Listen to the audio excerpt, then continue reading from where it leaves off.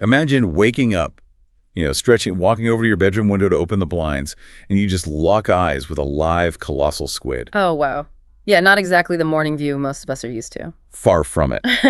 And, well, welcome to this deep dive. Today we are exploring a scenario that completely flips the script on the future of human survival. It really does. It challenges everything we usually think about the future. Exactly, because we're talking about the year 2080.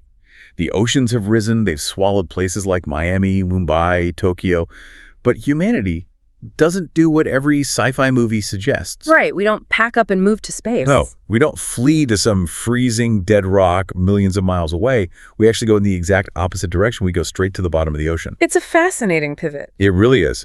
So we're unpacking this incredible study guide and production script today, and it's titled The Impossible Engineering of Underwater Cities. And it outlines the exact, truly terrifying engineering required to actually pull this off. And as we go through this source material, you and I are going to play a little game. We're going to act like expert YouTube producers. Oh, I like this. Yeah, because the sources outline 11 core scientific concepts needed for this massive engineering feat. And for each one, we are going to pitch a bizarre, scroll-stopping, fun fact analogy. Something to really make the mind-bending physics utterly unforgettable for you listening at home. Exactly, because this isn't just about building a house underwater. No, not at all. The stakes are astronomically high. From a purely structural and thermodynamic perspective, engineering a completely enclosed, self-sustaining ecosystem in the deep ocean is arguably much harder than building a habitat on Mars. Wait, harder than Mars? Oh, absolutely. Yeah. You are fighting relentless, crushing hydrostatic pressure, absolute darkness, and extreme violent geology. Okay, well, the first massive hurdle is simply deciding where to put a sprawling metropolis, right? Right, you need a foundation. And the sources specify that we are building our new world on something called the abyssal plain. Which brings up our very first YouTube producer pitch. Number one, the abyssal plain. Picture a flat, featureless desert in perpetual pitch-black darkness that makes up 70% of an entire planet. Except, this alien world isn't in outer space, it's sitting right beneath you on Earth. That is the perfect way to visualize it. That vastness is exactly why it's the only logical staging ground for a metropolis. Because it's so flat. Right. When you strip away the water, the majority of the Earth's solid crust consists of these massive sediment-covered plains, and they sit at an average depth of 4,000 meters. Which is what, over 2 miles straight down? Over 2 miles, yes. So at that depth, you are well beyond the reach of solar radiation. The temperatures just hover barely above freezing. Like around 4 degrees Celsius, the sources say. Exactly.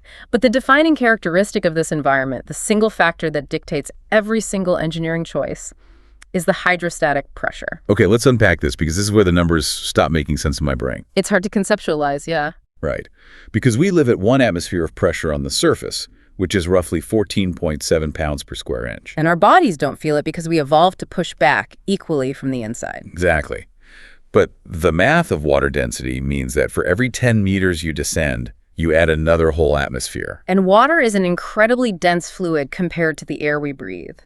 By the time you reach the abyssal plain at 4,000 meters, you are subjected to 400 atmospheres of pressure. 400 atmospheres. Yeah, that translates to roughly 5,800 pounds of force pressing inward on every single square inch of your structure. Which perfectly sets up our second YouTube pitch. Number 2, hydrostatic pressure. Let's hear it. Okay, imagine a digital scale placed flat on your head. Now imagine an animation of a full-grown 1,500-pound cow dropping out of the sky directly onto it. Ouch. Right. Now imagine thousands of cows dropping until there's a full-grown cow standing on every single square inch of your body at the exact same time. That is the crushing weight of 400 atmospheres. And crucially, that force isn't just pushing down from above. It is pushing inward from every possible direction simultaneously. Just a completely uniform, crushing grip. Exactly. But this brings up the most terrifying detail in the source document, and I had to read this twice. The hull breach. Yes.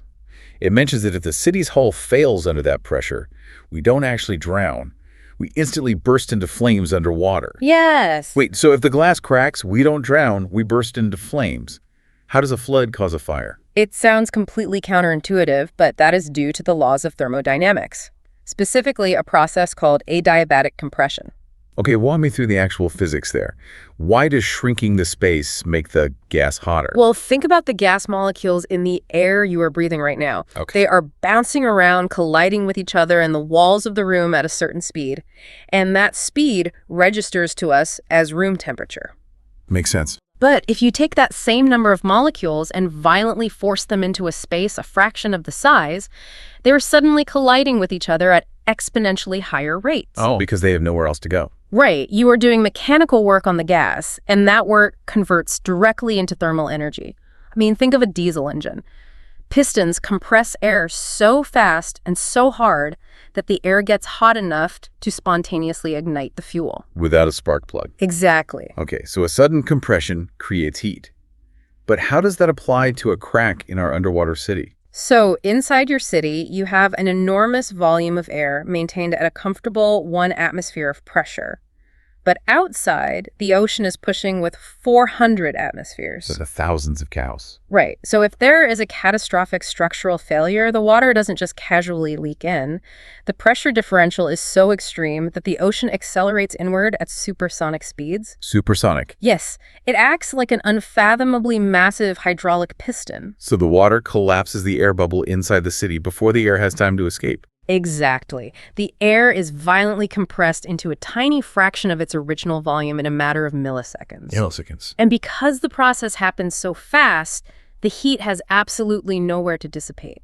The temperature of that collapsing air bubble spikes to thousands of degrees instantly. Oh my God. The organic material, the infrastructure, the people, everything is incinerated by a flash of superheated plasma a fraction of a second before the freezing ocean water actually crashes together and fills the space. That is absolutely brutal. You essentially burn to death while completely surrounded by freezing water. It's a grim reality, but it perfectly illustrates why deep-sea engineering is fundamentally more difficult than space engineering. Oh, because of the pressure difference. Exactly. Think about the International Space Station. The vacuum of space is 0 atmospheres. The inside of the station is 1 atmosphere. The total pressure differential the hull must withstand is a single atmosphere pushing outward. That's a really good point. You only have to hold back 1 atmosphere of difference in space. Yeah. But down here, you are holding back 400 atmospheres pushing inward. So if the environment is actively trying to crush and incinerate you, standard architecture is obviously useless. Oh, completely. How do we build walls that can actually hold back an ocean? You have to abandon flat architecture entirely. Flat surfaces are the absolute enemy of high-pressure engineering. Because they bend. Because a flat wall takes the brunt of the force dead center. It creates massive stress concentrations that will inevitably bow, fatigue, and fracture. To survive uniform external pressure, the physics demand a completely different geometry. Which leads right into our third pitch. Number 3, the geodesic dome. Okay. Imagine an eggshell that is mathematically hacked. Instead of cracking under a heavy encyclopedia, the egg uses the book's own weight to make itself stronger by perfectly funneling that crushing downward force completely around its curved surface, rather than fighting against it. That is the ultimate structural cheat code. A geodesic dome is a spherical structure composed of interlocking triangles, and it offers the absolute optimal distribution of stress. So when those 400 atmospheres push inward on the hull, the curved geometry forces that kinetic energy to travel outward and downward along the shell. so the shape itself just deflects the punch. It doesn't just deflect it, it actively uses the enemy's strength against it. Wow. Yeah, a flat wall tries to stop the force with sheer, rigid defiance. But a geodesic dome redirects the force so that every single component of the structure is pushing against every other component. Meaning they lock together. Right. It puts the entire hull into a state of continuous uniform compression. And certain advanced materials are virtually indestructible when placed under continuous compression. So the ocean literally squeezes the city's structure tighter together. Exactly, locking the geometric shapes into an unbreakable shell. Okay, but we aren't just building a solid steel ball here. People are living down there, they need windows. And normal glass, I mean, even a thick slab of acrylic, isn't going to survive the pressure of those falling cows. Definitely not. The sources introduced this material for the city's transparent sections, and it's called aluminum oxynitride, or ALON. And my mind went straight to sci-fi force fields. It certainly behaves like one. Alon is colloquially referred to in some engineering circles as transparent aluminum, but it is not actually a metal and it's not a glass. It's not. No, it is a polycrystalline ceramics. Okay, stop right there because that makes no sense to me. Aluminum is a solid gray metal. Mm-hmm. How do you bake a metal powder into a transparent window? It all comes down to manipulating the atomic lattice. So traditional glass is an amorphous solid. Meaning what exactly? Its atoms are jumbled and disorganized, which means when a force hits it, the energy finds fault lines and the glass shatters. Okay. Ceramics, however, have a highly ordered crystalline atomic structure. To create Alon, engineers take a specific powder composed of aluminum, oxygen, and nitrogen. So they just mix it up? They mix it and then they subject it to immense heat and pressure in a process called sintering. Oh, so the extreme heat fundamentally changes how the atoms connect. Yes. The powder fuses into a solid, highly dense crystal matrix. Because the crystalline structure is so perfectly ordered, photons of light can pass completely through the grain boundaries without being scattered or absorbed. That's incredible. Yeah, and once you polish it, it becomes optically clear. And more importantly, it becomes unbelievably strong, which is pitch number 4, Alon. Think of it as a literal sci-fi force field. Picture a sniper firing a massive 50 caliber armor-piercing bullet in slow motion. A huge round. Right. When it hits a pane of this transparent aluminum, the bullet completely shatters while the glass doesn't even scratch. At 4,000 meters deep, it doesn't just hold the ocean back, it laughs at it. That's highly accurate. Alon is 85% harder than sapphire and roughly 3 times harder than high-grade steel. 3 times harder than steel. Easily. When a bullet hits standard bulletproof glass, the glass absorbs the kinetic energy by cracking and deforming through multiple layers of plastic and silica. Right, it's spider webs. Exactly. But Alon's crystalline bonds are so unyielding that it forces the projectile to absorb its own kinetic energy. The bullet destroys itself against the ceramic. Okay, so the structure is sound. And the source material points out something fascinating about the internal environment. Because this Alon hull is so unyielding, it takes 100% of the hydrostatic load. Which is key. Right.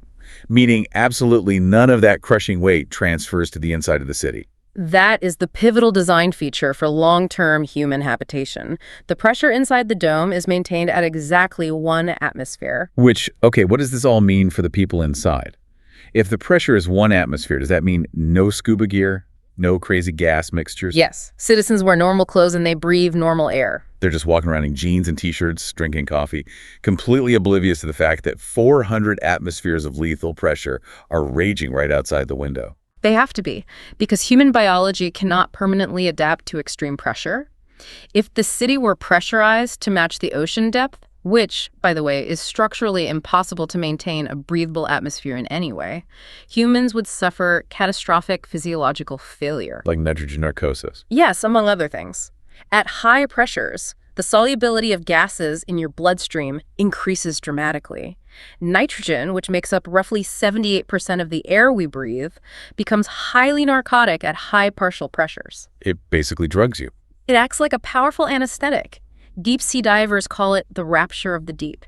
You become intoxicated, disoriented, and eventually lose consciousness. I know commercial divers use special gas mixtures to get around that. They do. They use heliox, replacing nitrogen with helium. But you wouldn't want to live on that. No. Helium distorts your voice, it leaches body heat at an incredible rate, and breathing it in a hyperbaric environment for a lifetime brings a host of other physiological and practical problems. So by engineering the Alon dome to take the full brunt of the ocean, you aren't just building a shield. You are building an exact, isolated replica of the Earth's surface environment. It is a terrarium. A perfectly sealed terrarium. But that brings up an obvious flaw. The life support. Exactly. We are sealed in a bulletproof ceramic bubble. We're breathing normal air, but eventually we're going to run out of it. And we can't exactly open a window to get a breeze. Where does the air and drinking water come from? This is the central challenge of any closed-loop life support system.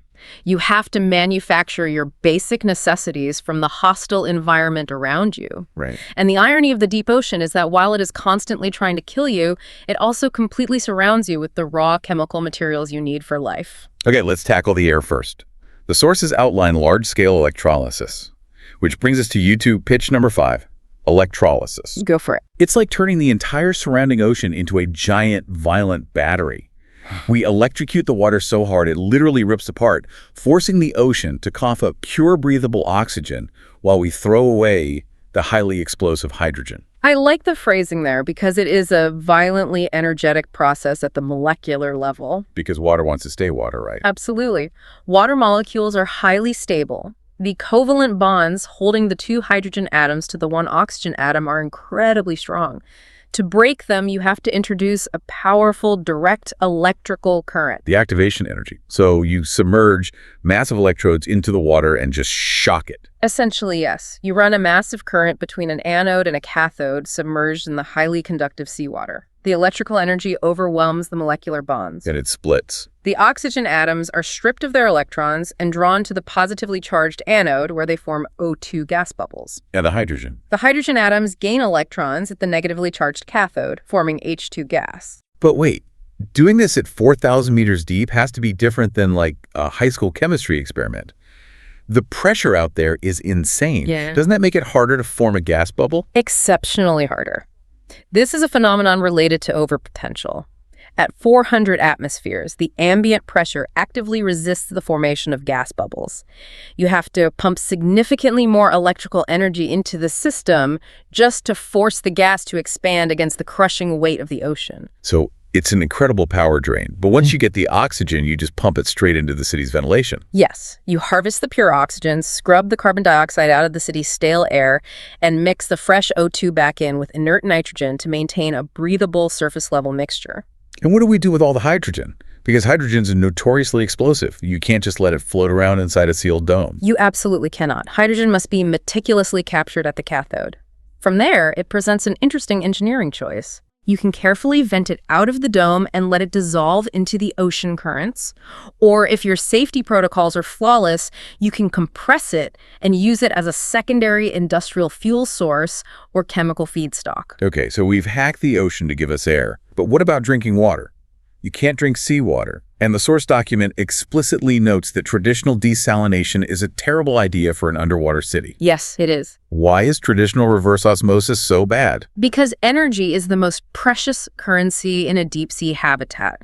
Traditional reverse osmosis requires you to take thousands of gallons of seawater and force it through incredibly dense synthetic polymer filters at extraordinarily high pressures. So you need massive pumps. Huge, energy-hungry electric pumps. You simply cannot afford to waste baseload power on brute force filtration if there is a more elegant biological solution available. Which introduces pitch number 6, biomimetic forward osmosis. Let's hear it. Imagine hacking a human kidney, scaling it up to industrial size, and using its microscopic protein bouncers to physically kick out the salt and only let fresh water into the VIP club, all without plugging the machine into a wall. The efficiency of biological filtration is staggering. Our bodies have already solved the problem of moving complex fluids. Right, our kidneys do it every day. Exactly. Your kidneys filter liters of blood perfectly, removing toxins and excess salts while retaining vital water, all using minimal metabolic energy. And they do this using specialized transport proteins called aquaporins. How does an aquaporin actually work, though? How does it know what is water and what is salt? Think of an aquaporin as a highly selective nanoscopic tunnel embedded in a cell membrane. It's shaped somewhat like an hourglass. As molecules approach the narrowest part of the tunnel, the protein actively selects them based on size and electrostatic charge. Wait, it's electrified. Biologically electrified, yes. The amino acids lining the tunnel have a specific positive charge distribution. So when a water molecule, which is highly polar, enters the channel, its oxygen atom interacts perfectly with the charge. But salt ions, like sodium and chloride, are physically too large and carry conflicting electrical charges. So they get bounced. They are electrostatically repelled. They physically cannot fit through the bouncer's door. So the city engineers literally synthesize artificial aquaporins in a lab and embed them into massive industrial-scale filtration membranes. That's the idea. But you said this process doesn't use massive electric pumps. How does the water move through the membrane if we aren't pushing it?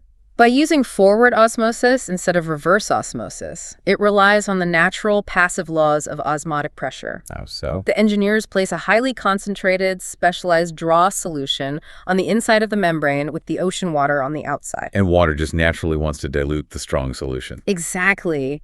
Nature abhors an imbalance. The freshwater molecules in the ocean naturally and passively flow across the aquaporin membrane to dilute the draw solution on the other side. Without any electricity. The salt is entirely blocked by the proteins and remains in the ocean. Later, the draw solution is easily separated from the freshwater using very low-grade waste heat from the city. The entire process is passive, quiet, and requires almost zero electricity. Okay, that solves the water problem beautifully. But here's where it gets really interesting. The power. Yes, we have zero sunlight, no wind, and we need a monstrous amount of electricity to split water molecules for air. We have to heat an entire city sitting in near freezing water. If the power blinks for 60 seconds, we're dead. How are we possibly powering this? It is the sword of Damocles hanging over the entire civilization. Creating air is incredibly energy intensive. So where does it come from? When you are entirely cut off from the sun, you lose the master energy source of the surface world. This raises an important question about survival. A civilization must find a new master energy source. Right. On the surface, literally everything comes from the sun. Down on the abyssal plane, we are in a lightless void. We cannot look up for energy anymore. Since we can't look up to the sun for energy, we must look further down, deep into the Earth's crust itself. Which takes us to section 4, powering the dark. And pitch number 7, hydrothermal vents. Oh, this is a good one. Picture a towering black chimney spitting out water so hot it could melt lead. But because the ocean is squeezing it with the weight of thousands of cows, the water is physically forbidden by the laws of physics from turning into steam. That's perfectly accurate.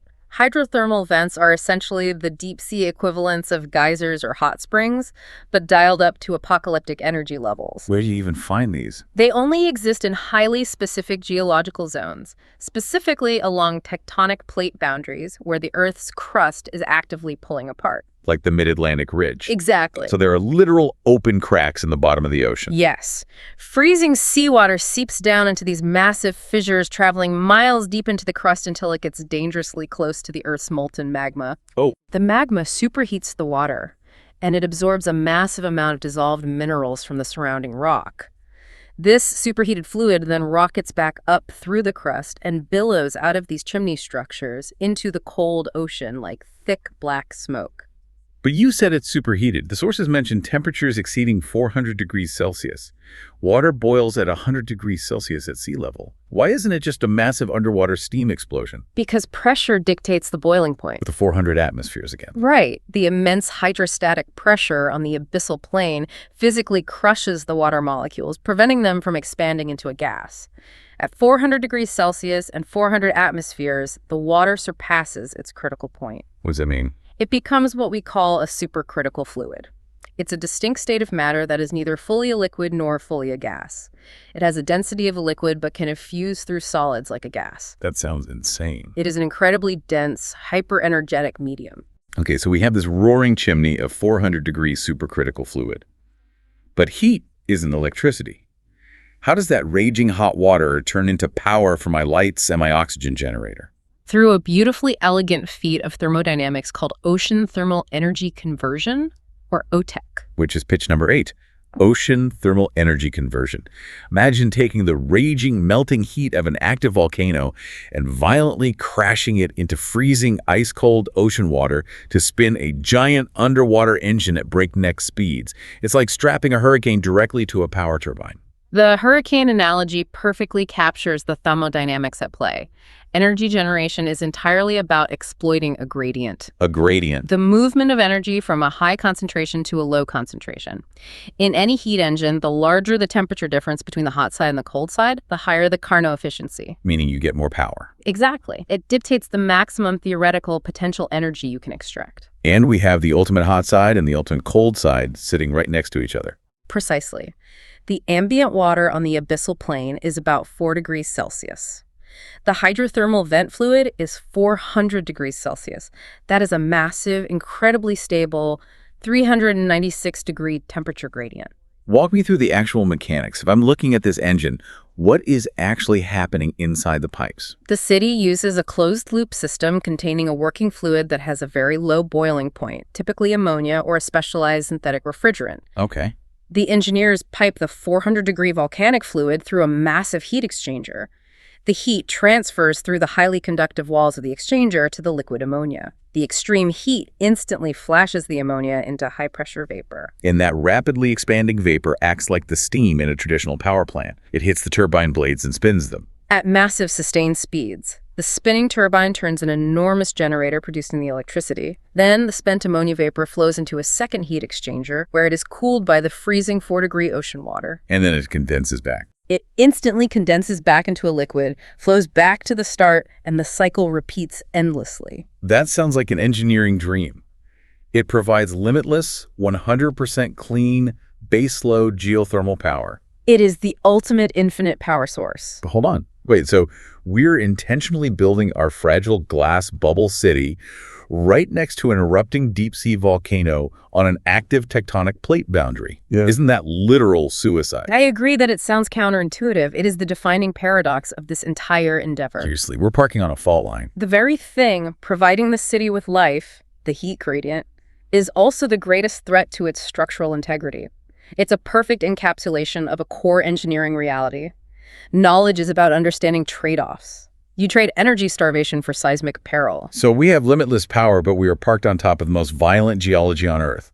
How do we keep the dome from cracking during an earthquake? Well, if you simply bolted the city to the bedrock, you would be absolutely right. It would be suicide. Because the ground shakes too much. The lateral shear forces of the earthquakes generated in these regions would shatter the dome in seconds. Which brings us to the geology itself and pitch number 9. Megathrust subduction zones. Go ahead. Imagine 2 massive subterranean continents playing a game of arm wrestling. And when one finally slips, it unleashes a tremor so powerful it literally cracks the bottom of the ocean wide open. A megathrust subduction zone generates the most violent kinematics on the planet. This is where one tectonic plate is actively being forced underneath another plate and dragged down into the Earth's mantle. So they get stuck. The plates get locked together, building up tectonic stress for centuries. When that stress finally overcomes the friction, it generates earthquakes of magnitude 9.0 or higher. These are the quakes that cause massive tsunamis on the surface. But down at the bottom, what does that kinetic energy actually do to a structure? The shear forces transferring through the bedrock are staggering. Earlier, we established that the geodesic dome relies on mathematically perfect geometry to survive the uniform crushing pressure. Right, 400 atmospheres pushing in perfectly. Exactly. But if the seafloor suddenly shifts violently by several meters, a rigidly bolted dome would experience immense lateral twisting. Oh, it would torque the dome. If the dome shifts even a few degrees out of its perfect alignment, the whole structural integrity could fail. The 400 atmospheres of external pressure will find an asymmetrical weak point. And then, boom, instant incineration via adiabatic compression. Exactly. So the engineering solution requires severing the hard connection to the bedrock. The city doesn't rest directly on the sand. And that introduces pitch number 10, carbon nanotubes. Think of cables woven so incredibly tight they could catch a falling skyscraper. They act as ultimate shock absorbers, letting the entire massive city float and sway like a giant tethered balloon dodging punches during an earthquake. The material science behind carbon nanotubes is just as critical as the Elan windows. Carbon nanotubes are cylindrical molecules made of rolled-up sheets of single-layer carbon atoms. Like graphene? Exactly. The carbon atoms are bonded together, and these bonds are actually stronger than the bonds in a diamond. Wow. But how does that microscopic strength translate to holding an entire city? By weaving these microscopic tubes together into microscopic cables, you create tethers with a tensile strength of over 130 gigapascals. Which means what, comparatively? They are roughly 100 times stronger than structural steel at a fraction of the weight. But their most vital property isn't just their strength, it's their extreme elasticity. They can stretch significantly without permanently deforming or snapping. So we aren't a heavy stone sitting on the bottom of a river. We're a buoyant balloon tied to a string, just floating above the seafloor. Precisely. The engineers designed the city with positive buoyancy. It pulls upward against the massive bedrock anchors, tethered strictly by arrays of these carbon nanotube cables. So when the magnitude 9.0 earthquake hits and the bedrock violently shakes, the seismic wave passes through the anchors and travels up the flexible cables. The energy is dissipated by the stretching of the nanotubes. The city sways and bobs in the water column, but it doesn't experience any lateral shearing. It just dodges the punch. It rides the seismic wave rather than fighting it. And this buoyant, floating design inadvertently protects the city from a secondary, equally terrifying threat. Which is our final pitch. Number 11, turbidity currents. Picture an apocalyptic mud tsunami, a terrifying underwater avalanche of rocks and thick sludge moving at 17 miles per hour, tearing through the darkness to flatten anything bolted to the floor. The fluid dynamics of a turbidity current are fascinating and devastating. When an earthquake shakes the steep slopes of the continental shelf, millions of tons of sediment can suddenly break loose. It's just a giant underwater landslide. But it behaves very differently than a landslide in the air. The sediment mixes with the water to create a dense, heavy fluid that is significantly heavier than the surrounding ocean. Okay. This creates a density current that flows downhill along the contours of the ocean floor, gaining speed and mass as it travels. 17 miles an hour underwater doesn't sound very fast until you remember how incredibly heavy water and compacted mud are. The flow is so dense that the sheer momentum of a turbidity current can effortlessly snap thick submarine cables and scour bedrock. If our city were resting on the seafloor, the avalanche would completely bury the lower levels in hundreds of feet of compacted mud, Which would block the vents. instantly blocking the critical heat exchangers for the OTEC engines and permanently trapping the inhabitants. But because our city is positively buoyant and tethered hundreds of feet above the seafloor on carbon nanotubes, the mud avalanche just sweeps underneath the dome, flowing harmlessly past the anchor cables. The destruction passes right under their feet. Wow. So looking at all of this together, the entire engineering marvel is one massive interconnected loop. If we connect this to the bigger picture, every single system works in harmony. The geodesic dome relies on the pressure, the life support relies on the volcanic vents, and the structural integrity relies on the nanotubes. It is a completely closed-loop survival system, turning the ocean's greatest weapons into advantages. It proves that human ingenuity can hack even the most hostile thermodynamics. And that brings us to the ultimate takeaway for today's deep dive. For centuries, humanity has spent its time looking up at the stars, dreaming of colonizing dead, freezing rocks millions of miles away. Yes. But when the global tides finally rise and take our coasts, we won't need to look up. We enter the Aquan era. The Aquan era. We have a massive, unexplored alien world right here on Earth.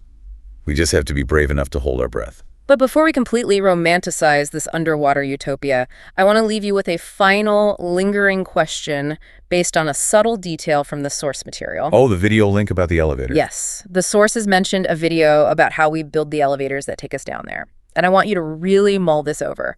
We have completely unpacked how humans can survive living at 4,000 meters deep in a stable, pressurized bubble. We solved the city problem. But think about the daily commute. What mind-bending engineering is required to build a physical elevator shaft that safely transports a fragile human body from one atmosphere at the turbulent ocean surface, plunging through 400 increasing atmospheres of crushing, freezing darkness, just to get to the front door of the city. Yeah, transitioning between those pressures sounds impossible. And what happens if that elevator gets stuck halfway? Oh, man. You are suspended in the crush. How do you engineer a rescue mission in an environment where simply opening a door means instant incineration via adiabatic compression? Well, that is a terrifying thought to leave off on. A mechanical nightmare that will definitely linger with me the next time I look out a window. Thank you all for joining us on this incredible journey to the bottom of the ocean. Keep questioning the world around you. Keep looking for the physics behind the bizarre. And as always, stay curious.